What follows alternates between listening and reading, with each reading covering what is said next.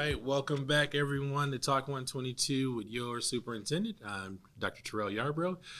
With me, like always, we have a very, very special guest. The reason why we wanted to do this community edition, summertime is what I'm calling it, is obviously we have a few weeks left of school and just getting everyone excited for the summer, right? And what better way to get excited for the summer than with ice cream? Right? Yeah. And so if you can tell the community a little bit about yourself, you know, who you are and your business, if they don't know. Yeah. I know. I think a lot of people in this room know, but. We're the Dairyhaus Ice Cream Shop out of Rockton, Illinois. Okay. We're real excited. This is actually our 40th anniversary year. 40th, yeah. Wow. So I'm hopefully, obviously not old enough to have run it the entire time. Okay. The Dairyhaus itself was started 40 years ago by a guy out of Rockton, Illinois.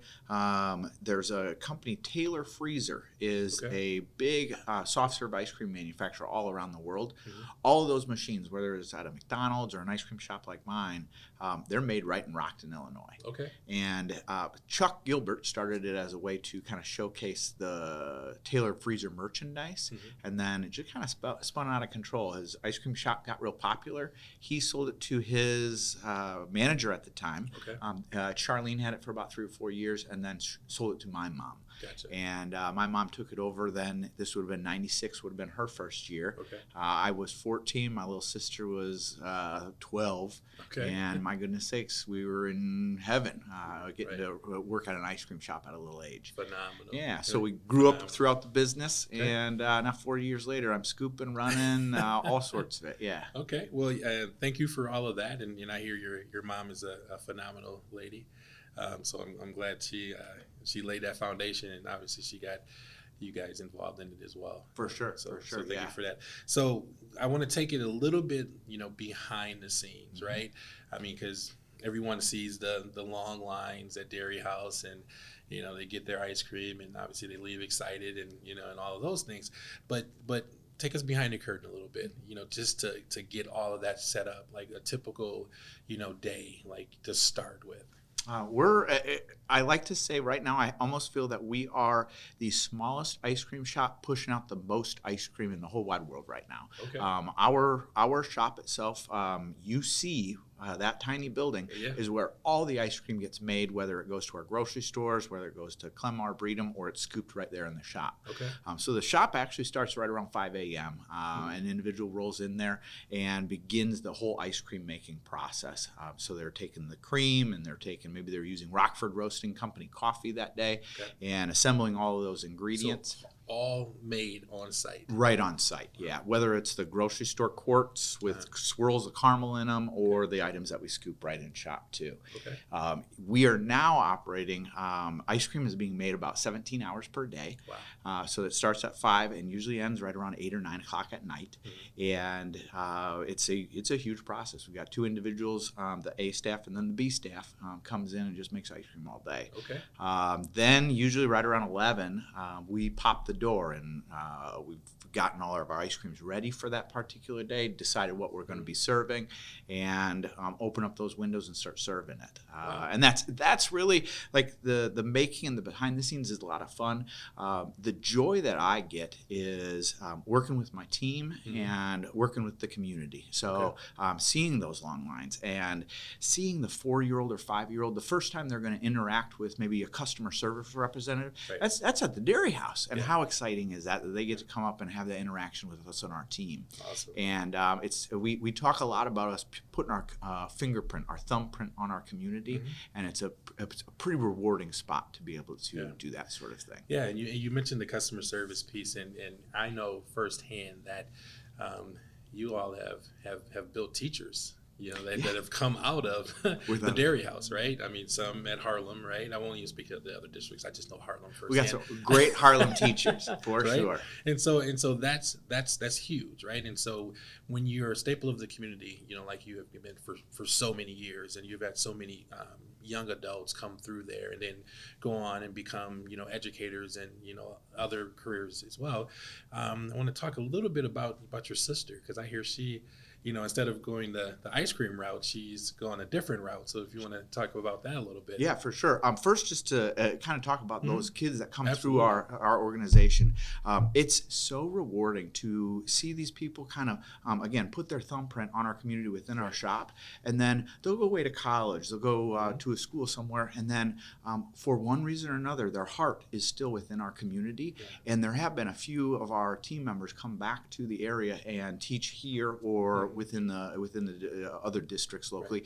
Right. That's an incredible feeling. Absolutely. To know that you're putting an impression on these individuals, and it's work, and then they're deciding to come back and work within our community. Right. What a tremendous reward. So do they ever come back and work at Dairyhaus too? We have had an individual come back and in the summertime moonlight at the Dairyhaus a little bit, and it's awfully exciting to see that individual interact with her students as they come in. And I'm sure you guys get it too. A teacher outside of the school becomes a rock star. Right. So a teacher outside of the school in the local ice cream shop, oh my goodness sakes, is that magical. So if we have a particular teacher here, and we won't say her name, of course, if she wanted to come and moonlight there, be a job there for her. Right? I'm fairly certain the request has been out there year after year after year. Yep. She's more than welcome. She's more than welcome to come back anytime. She got an open door policy, without a doubt. All right. But to again talk about my sister, it was pretty neat to see her grow within the community. She actually worked at the shop for longer than I did, and worked with that individual teacher as well during that period of time.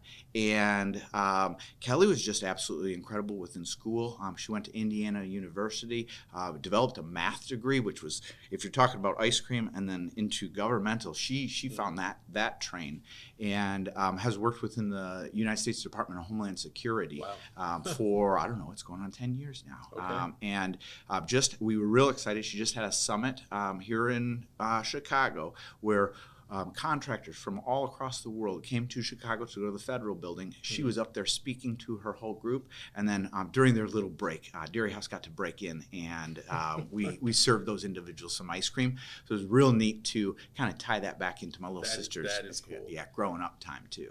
Show off that cool stuff that she did when she was young. If you ever want us to do that, let us know that. I'm in. Love working with the Harlem Veterans Project. That's just absolutely phenomenal. Love working with that program and having the ice cream for those individuals. So I hear, thank you for saying that. So I hear they have an important event coming up, and normally you provide some ice cream and things like that, for the event.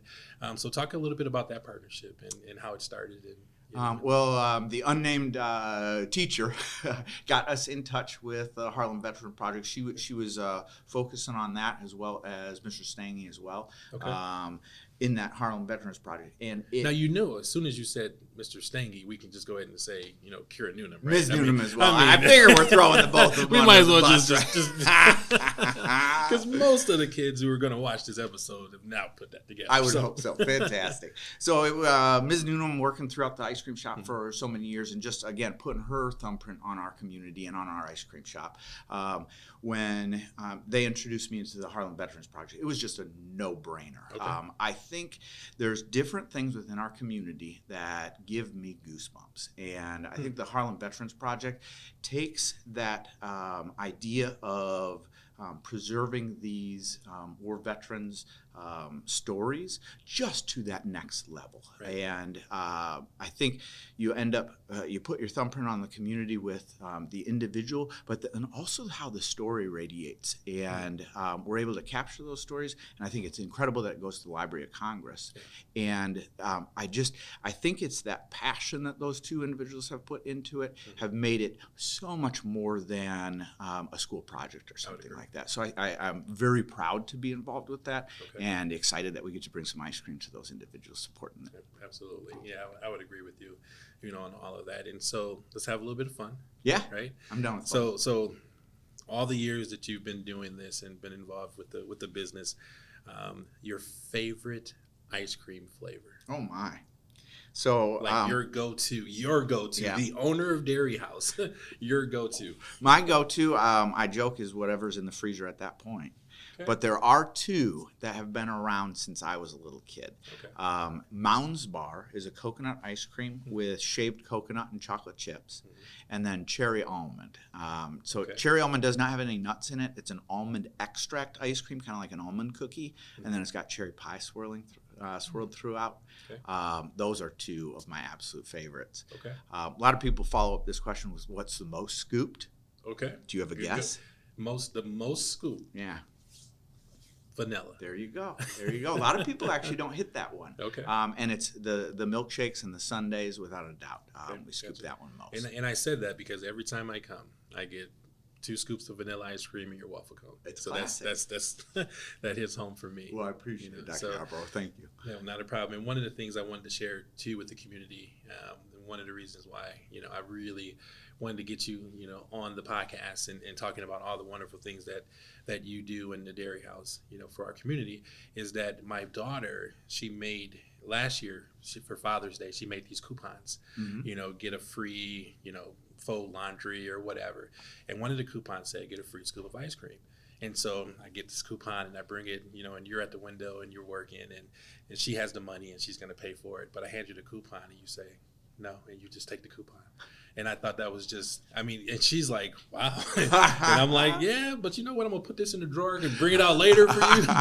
But I just thought that was so cool, because for me, that really spoke to, who you are.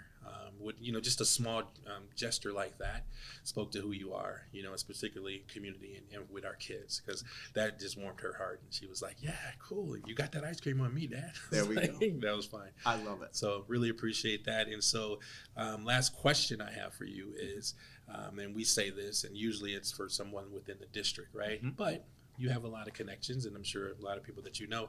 Who's your favorite person in the Harlem School District that you know of?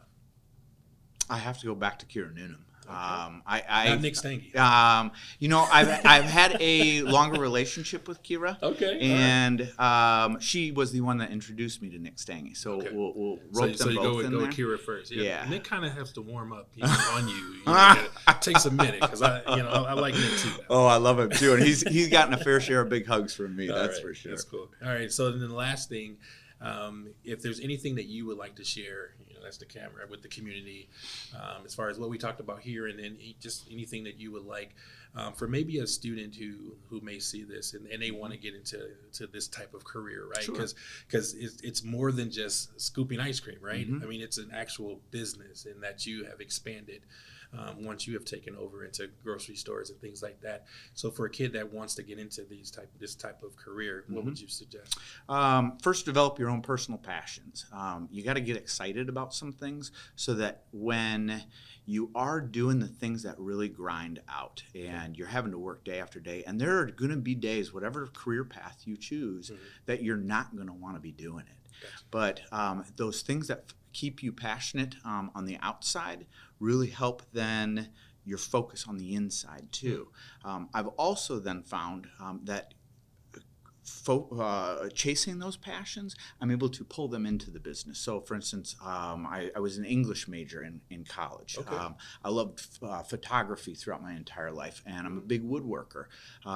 All of the woodworking, all of the photography, and all of the copy for our social media is all done by me, because I'm passionate about those things. Yeah. So I get to continue to chase those individual passions, and then bring them into kind of that whole fold that is small business entrepreneurship. Yeah, that's cool.